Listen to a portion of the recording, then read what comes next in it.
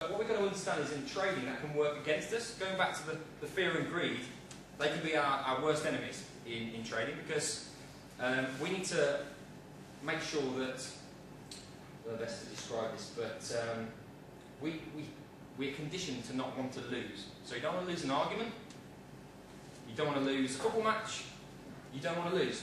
But in trading, we know that losing is part of the process to make you a winner. In order to make £3 million, you have to lose £1 million along the way. So the fear of losing can actually hold us back and start us taking profit off the table, or actually just not getting into trades. When we master that and we accept it mentally, that with our 1% risk on every trade, that's all we're going to lose on it. When we accept that, we're brave when we're placing the trades. We're really, really brave. We take trades, even after a little bit of a losing streak, we take the trade exactly the same way, because we know over the course of a period of time, our back testing on our strategies will work. But mastering that is something that's very, very hard. But uncondition yourself. And when I say uncondition yourself, read books in terms of those guys that have mastered their psychology. Market Wizards is one of my favourite books, and I read it religiously.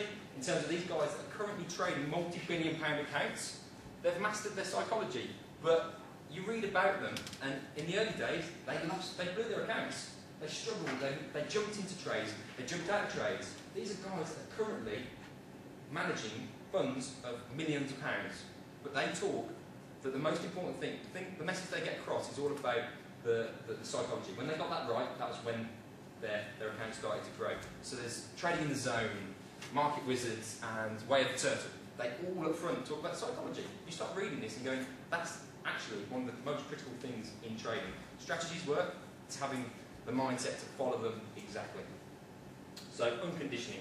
Another thing that we get conditioned about is, and I was the same when I worked in the corporate world, is the longer we work and the harder we work, the more money we get. And I had that mindset going into my trading, so I thought I had to be in the market 24/7 in order to make more money. So I was into trades after trades after trades after trades. Only when I worked with my coach, he said, actually, calm down, stop jumping into the market when every opportunity arises, and pick only the high probability trades. So I went from trading maybe 40, 50 trades a week to 10. But what was the difference between my profit each month? I was profitable when I took less trades, and when I took more trades, I was unprofitable. So really important to uncondition ourselves on that front as well. Circle of influence. Now all you guys here, it's great to see you, and these are the guys that you need to spend time with, because in life, we all know about negative people, and when you spend time with them, they sap the life out of you.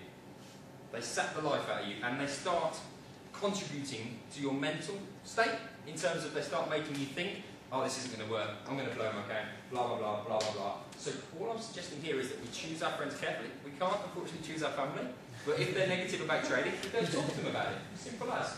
Those people that want to boost us and make us higher, those are the people we want to spend time with. I love spending time on the trading floor, because all the traders, all the mentors, they're like, there's a buzz, and when everyone's talking about something they're really passionate about, there's no better feeling. It really lifts you, and it gets the mindset ready to facilitate your success rather than hold you back. Picture here, which I quite like, in terms of if you want to be lifted up, you need your positive circle of influence around you. So there's many people you can speak to. Even reading books, that's positive influence. If your family are really encouraging about what you're doing, fantastic. Friends, if they'll encourage you, brilliant. Coaches, they'll always encourage you. Mentors, they'll do the same. So that positive influence is going to affect the mindset in a positive way. It's really important that we choose our circle of influence carefully, because those are the guys that are really going to boost you. In regards to this guy here, he's sitting on his own, but quite rightly he's going to have had a team, a positive team to get him to the top of that mountain. He's going to have had a fitness instructor, friends, family, all boosting him, colleagues, someone holding the camera, all those people that got him to the top of the mountain. And that's a really powerful message. So this is just an image of a guy running on the beach in a thunderstorm. And this came to me the other day when I was running myself. It's really weird how a lot of things come to you when you're running.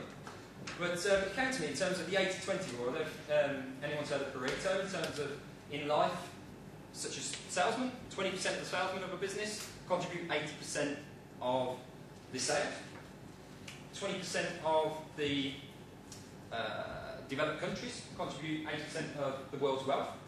And in trading, I'm a coach of 150 clients, and I can confidently say to you about 20% of those guys that I teach go on to make 80% of the profits that are made from trading. So the message here is get yourself into the top 20%. And how do you do that?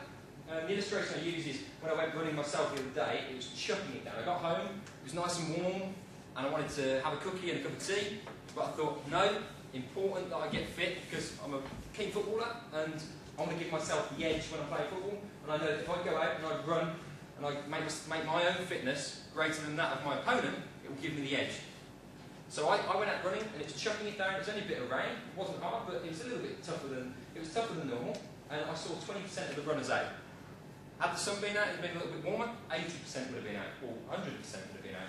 But all that message tells you is that we need to go that little bit further in order to give ourselves the edge in the market. So all we want is an edge where our profits outweigh our losses. So by giving yourself the edge, what does that mean? If you have a bit of a losing streak, Sunday, I used to go and grab a coffee at Starbucks, and I'd go through my losing trades and I'd analyse it. I'd spend time analysing it. My friends used to think I was mad, but I'd spend time with my laptop looking through my losing trades and saying, okay, what went wrong here? What went right? Spend time with your mentors, reading, all these things that can contribute to that. Go the extra mile to put you in the top 20% where you can really benefit from the 80% of earnings that our top 20% go through. Unwavering belief. The image is rubbish, but it was meant to be an ocean where there was no waves. But I apologise about that. But unwavering belief. And I walked along what I call my reality board. And this was the company I used to work for. So that was, I used to work for an events company and we did a lot of marketing around that. So that was what I did. I created a mood board in terms of what I wanted. So these were the sort of things that helped drive me forward, even during darker times when I was like, oh, am I ever going to get it? I'm not ever going to get it. So things that I wanted to trade full time. So a picture of my docking station there. I love fast cars and I wanted an Audi, a white Audi. I love brand design, so I wanted a really nice foreign house with all like really cool and contemporary. I wanted a really nice body. I'll let you be the judge of that, but I'm working on that one.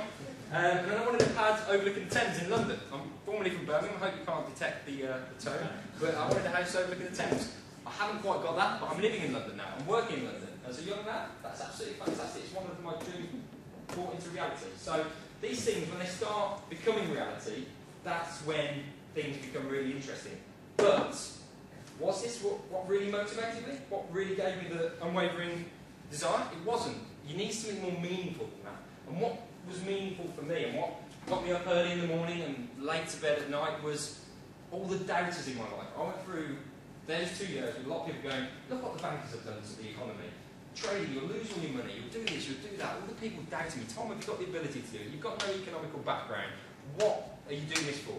And I've just now got that desire to just prove them all wrong. For me personally, your desires are going to be a lot different to mine, but for me personally, that was what drove me on. The materialistic things are lovely, but it was that desire to prove all my doubters wrong and go, simple as. And that was what drove me along. So find out what your desire is, what's meaningful for you, and then use that to really drive you forward and to give you the belief. The picture of a guy underwater. I was with my friend the other day in a pub, and he told me quite a powerful story. I don't know whether it's true or not. He tells a lot of things, but it was quite a nice story in terms of the message that came across. He goes, I've got a friend who really, really wanted to be successful. He wanted to achieve all these goals, and he had a mentor, and his mentor was successful in terms of he had the money, he had the material things, he had a beautiful wife, lovely kids, he had everything that this guy wanted.